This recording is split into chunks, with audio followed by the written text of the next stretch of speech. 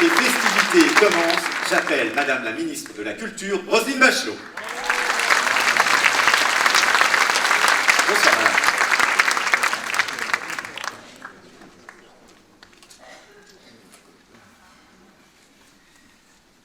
Madame la Préfète, Mesdames et Messieurs les parlementaires, Madame la Vice-présidente du Conseil régional de Nouvelle-Aquitaine, Madame la Présidente du Conseil régional d'Île-de-France, chère Valérie, Monsieur le Président du Conseil départemental de la Charente, Monsieur le maire, Mesdames, Messieurs, chers amis, c'est une joie de vous retrouver, de nous retrouver ici à Angoulême pour ce premier grand festival de rentrée.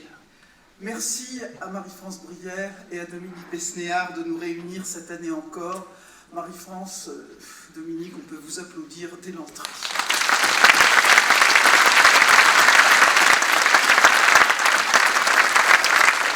Car Angoulême, c'est un rendez-vous important, pour le public aussi bien que pour la profession.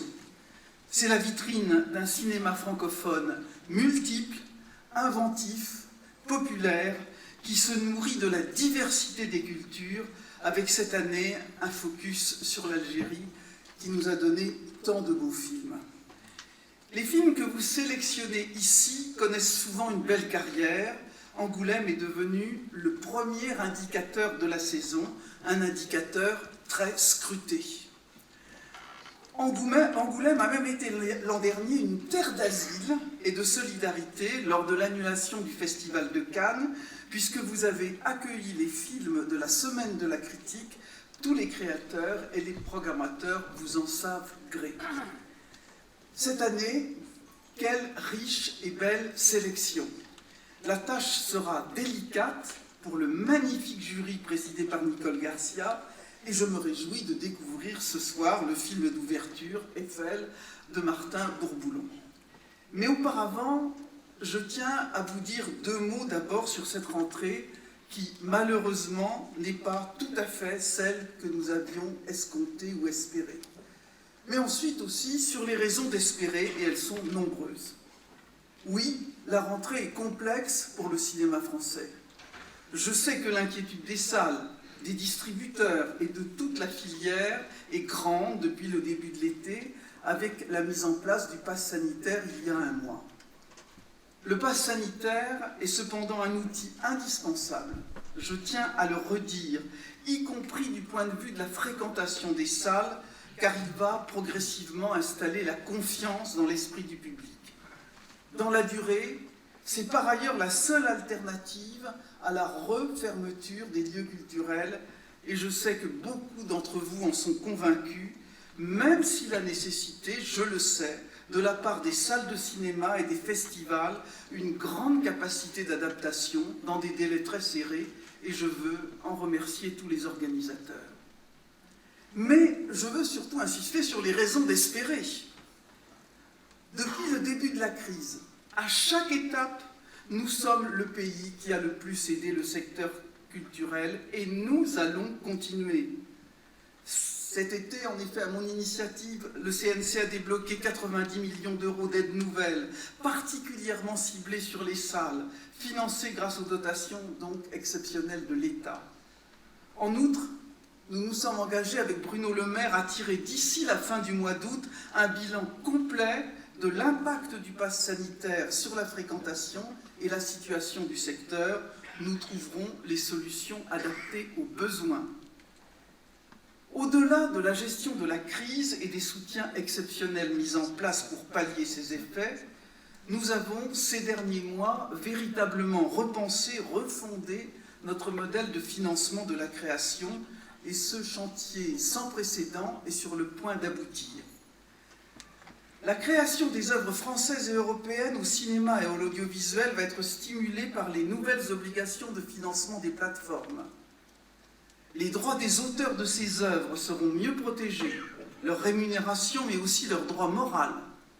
Le tissu industriel des producteurs de ces œuvres sera renforcé dans son indépendance, à la fois artistique mais aussi économique. Nos grands diffuseurs nationaux seront eux aussi renforcés grâce à des assouplissements de réglementation qui ne se feront pas au détriment de la création. Enfin, La chronologie des médias va être adaptée pour tenir compte des besoins du public et de la place de chaque média dans le financement des œuvres. Mais nous nous sommes aussi attachés à deux priorités essentielles pour préparer l'avenir de la création cinématographique et audiovisuelle. La faire rayonner dans le monde et la rapprocher du public de demain, et en particulier des plus jeunes.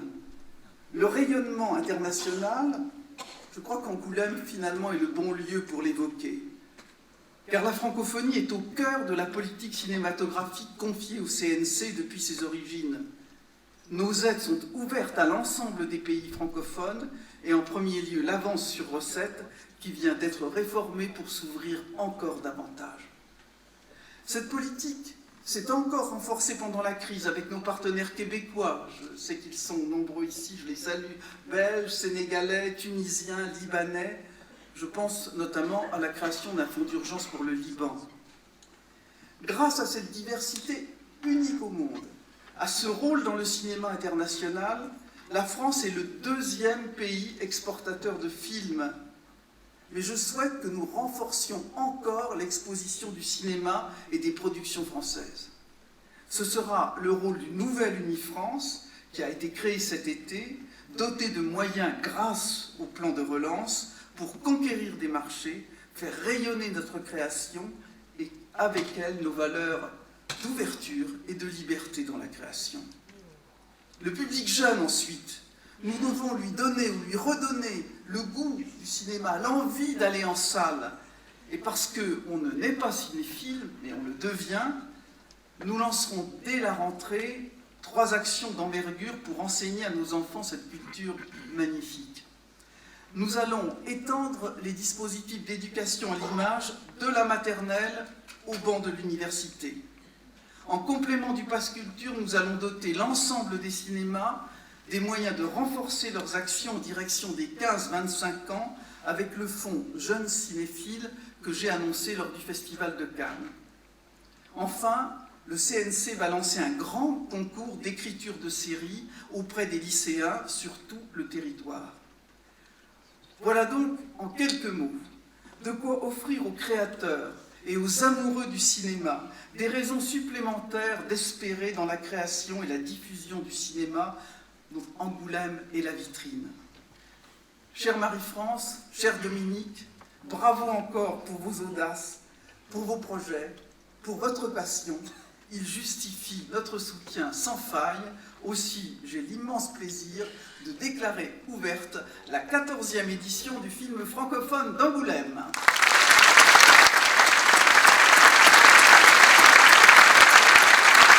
Bravo Madame la Ministre. Est-ce que je vous aide, est-ce que je vous accompagne?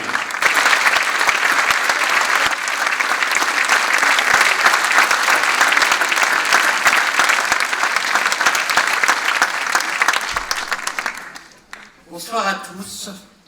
Bonsoir Roselyne, la chère ministre de la Culture. Bonsoir Valérie Pécresse, fidèle spectatrice du FFA et la présidente de la région Île-de-France. Bonsoir Jacques Lang, mon ami de toujours.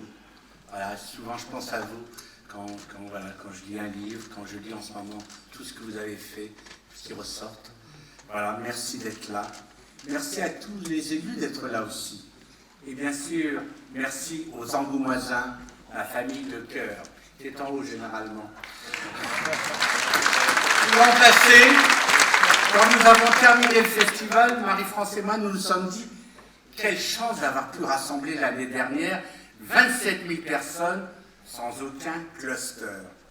Rassurés par les experts des chaînes d'information, nous partions optimistes. La fleur au fusil, vous connaissez la suite. Il empêche que nous sommes là avec vous. Et on sent combien le cinéma vous a manqué, comme le dirait Annie Girardot, ou comme l'a dit Annie Girardot. Marie-France et moi, nous avons une devise, la force et la lumière. Bon festival.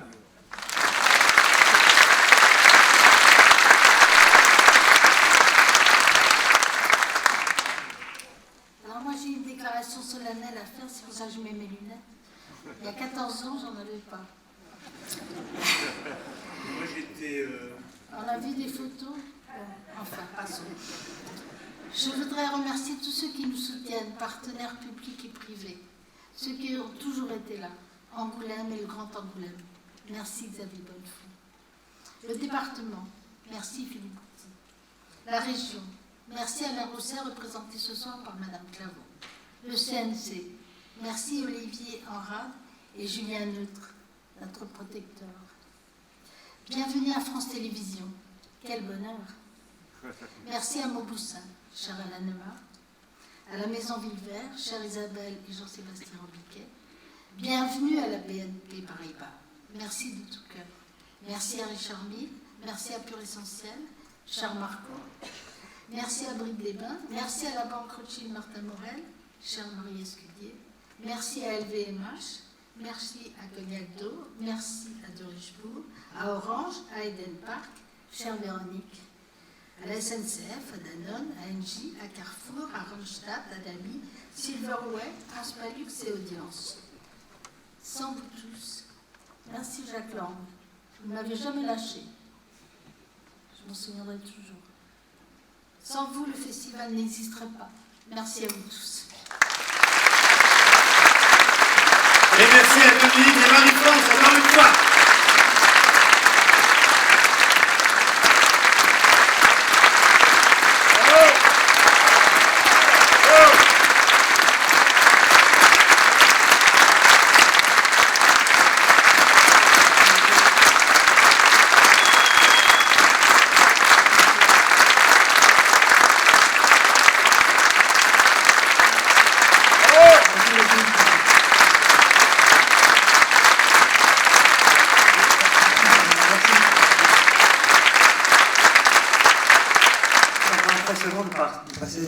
Parler après un tel florilège, nous allons essayer. Nicole, il faut que je vous raconte une petite histoire. Il y a longtemps, avant le premier FFA même, Dominique voulait me voir pour me parler du FFA et me proposer de travailler ici. Et je lui dis, bah, écoute, là je ne sais pas comment on peut se voir, je suis en vacances sur l'île d'Orée. Il m'a dit, ça tombe bien, je vais chez Nicole demain, je passe te voir. Et là, voilà, 14 festivals plus tard, vous arrivez enfin. Et pour moi, c'est un véritable bonheur. Voilà. Et je suis sûr que c'est un bonheur partagé. Qu'en est-il de votre bonheur d'être la présidente de ce jury? Eh bien, écoutez, je suis très contente de parler devant cette honorable assemblée, de parler devant Madame le ministre, Monsieur les ministres. Je suis très contente de... oui, je suis contente comme quand on aime le cinéma et qu'on a confiance en lui, en sa pérennité, tout en sachant les obstacles et les épreuves qu'il rencontre. Donc, on se dit que des manifestations comme celle-là voilà, sont toutes bonnes à prendre pour faire revivre, pour arrêter ce conte qui était gravement immobilisé et que la vie du cinéma et de tous les autres arts d'ailleurs reprennent. Alors je vous bien propose... parlé là. Très bien, très bien. Et je vous propose maintenant que l'on fasse connaissance avec les membres de votre jury, si vous le voulez bien. Ben non, je peux rester là aussi par là. Très bien, aussi, ça me va pareil. On y va? Allez, je les appelle.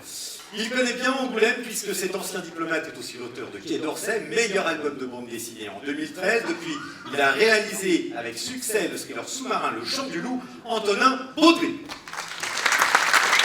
Les ondes de France Inter aux écrans de France Télévisions, cette journaliste de Paix en Charente a capté notre attention grâce à sa pertinence et son charisme, Léa Cadou. Donnez-lui une guitare, il devient Django, un match de filles qui entre en thérapie, un stéthoscope qui prononce le serment d'Hippocrate, il a un talent hors norme, Reda Kateb.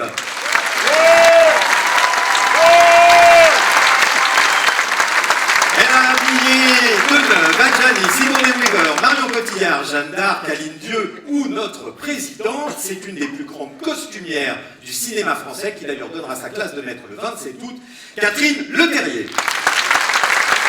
Avec Elsa Triolet, Simone de Beauvoir, Marguerite Duras, elle est l'une des rares femmes de lettres à avoir reçu le prix Goncourt pour son roman Trois femmes puissantes. Elle a aussi écrit pour le théâtre et a été jouée par notre présidente, Marielle Gaille. On l'a découverte à Angoulême dans l'étudiant d'émotion Henri. On l'a revue ici dans l'annonce floue et vous allez la découvrir durant le festival dans Anne et Vin qu'elle a coécrit Noémie Schmitt. Enfin, en 2017, elle a remporté le Valois de la mise en scène et le Valois du public pour son film Une famille syrienne. Il va bientôt s'attaquer à une famille royale avec son film sur le roi Baudouin, Philippe Andeleu.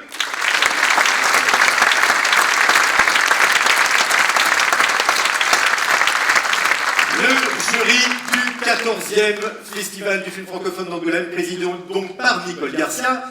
Et vous le savez, votre mission, c'est de visionner les 10 films de la compétition afin de décider de votre palmarès. Et pour en avoir un avant-goût, je vous propose de faire demi-tour et de regarder l'écran.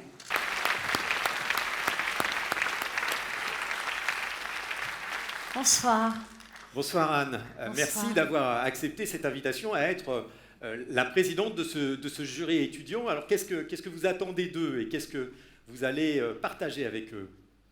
Alors moi, je suis très très touchée d'être la présidente du jury étudiant parce que je suis extrêmement curieuse de confronter mon regard au leur et de confronter mon regard à cette jeunesse et à ce cinéma de demain et de voir dans cette période de chaos, dans cette période qu'on vit aujourd'hui et les bouleversements qu'on subit, quelle est leur approche, quels sont leurs espoirs et leurs craintes, les incertitudes qui les habitent et de pouvoir, à travers les œuvres, en discuter et savoir qu'est-ce qui les motive aujourd'hui, quelles sont leurs positions.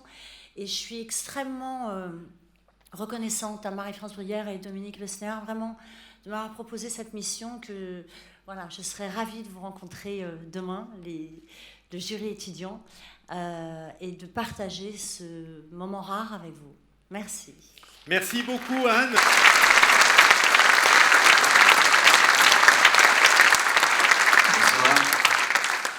Cher Martin, quand on est un réalisateur qui a à son actif 7 films, 7 longs métrages, on est un jeune réalisateur, donc qu'est-ce que ça fait d'être déjà l'objet d'un focus au Festival du film francophone d'Angoulême?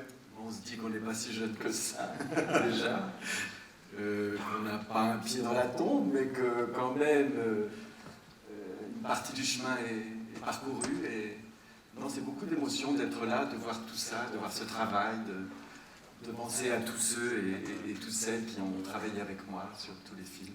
Alors vous allez présenter les films, vous avez commencé aujourd'hui, vous avez présenté... J'ai présenté Sage-Femme aujourd'hui. Sage-Femme, oui. Voilà, avec les deux Catherine.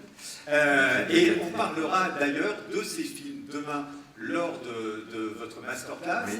À 15h à l'Espace Franquin. Je vous encourage je vous invite à venir nous retrouver pour parler de ces magnifiques films. Une masterclass durant laquelle interviendront aussi nos amis de Memento, qui sont vos distributeurs, qui ont distribué Sage-Femme et La Bonne Épouse. Tout à fait, les autres ont été distribués par Michel Saint-Jean. Par Michel Saint-Jean et Diaphana, à qui on a rendu hommage il y a quelques années. Voici Les bijoux de famille de Memento, qui est représenté ce soir, je crois. Enfin, je ne sais. Anthony. Oui. Bon, écoutez, en tout cas, il sera là, voilà, pour parler avec nous demain aussi des bijoux de famille de Memento, au bout du compte, le passé, Marguerite, le merveilleux 120 battements par minute et le merveilleux Un triomphe qu'on avait découvert l'an passé ici au festival et qu'on redécouvrira. Martin, je suis impatient de parler de cinéma avec vous demain, de parler de vos films. Allez redécouvrir ces films, ils sont absolument merveilleux. Martin Provost. L'équipe d'Eiffel, menée par sa productrice Vanessa Van Zuylen. Je vais également appeler Monsieur Jérôme Sédou à venir nous rejoindre sur scène. Quel plaisir, quel honneur. Martin Bourboulon, le réalisateur.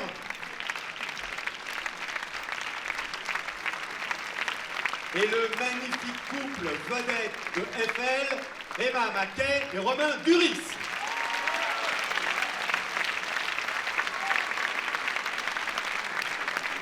Et avant de leur donner la parole, j'aimerais appeler avec nous sur scène Madame Larnaudy Eiffel.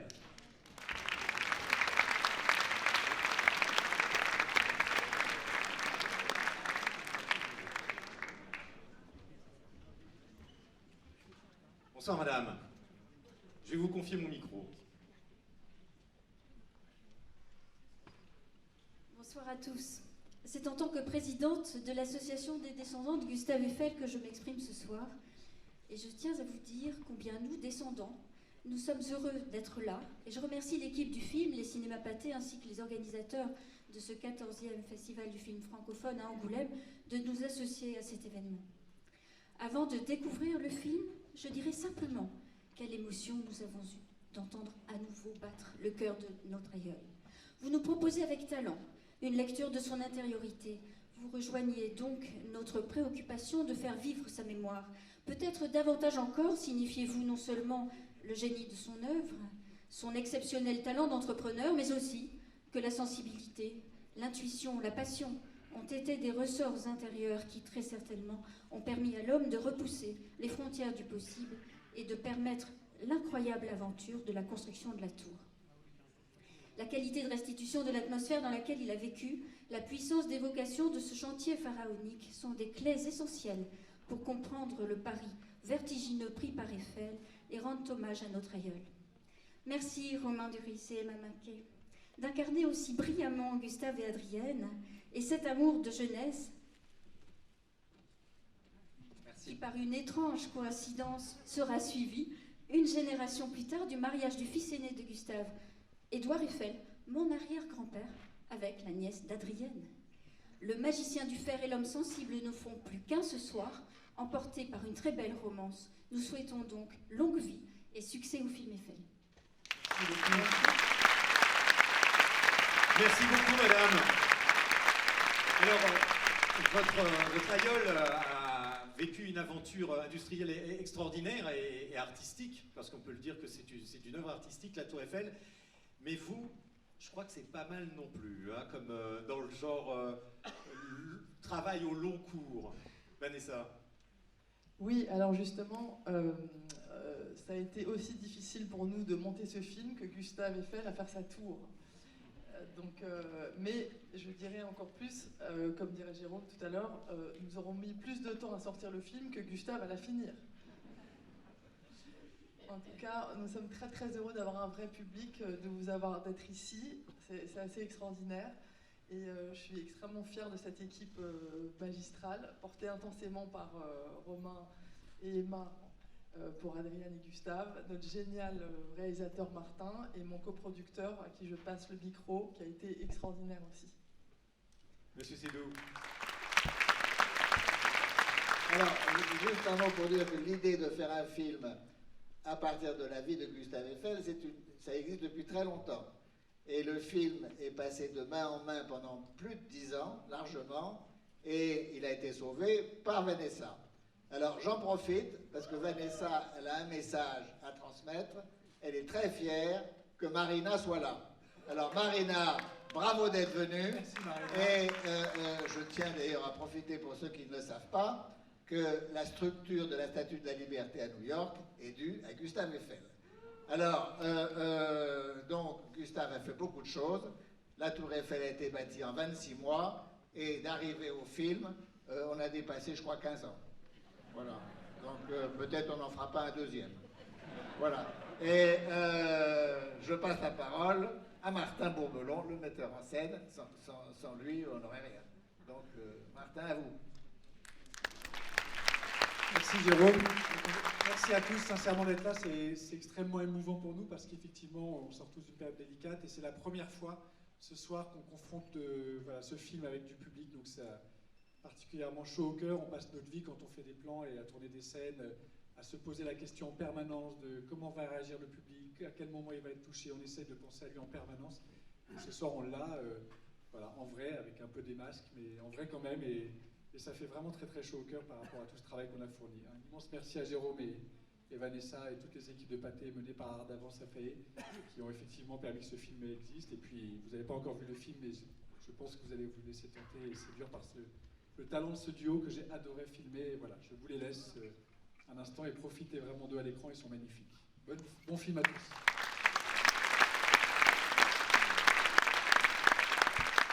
Emma, c'est votre baptême du feu, comme on dit dans le cinéma français, et puis au festival d'Angoulême. Vos impressions? Le trac? Oui, un petit peu, beaucoup. Mais en tout cas, non, on est très très heureux, comme vous l'avez tous dit, on est très heureux d'être là et de voir des vrais gens dans une vraie salle de spectacle. C'est quand même dingue et inespéré. Donc, ouais, je ressens juste beaucoup de fierté et beaucoup de joie d'être ici et de pouvoir partager ce film avec tout le monde. Donc, merci beaucoup d'être là. Ça fait vraiment plaisir. Et on espère que vous allez aimer le film.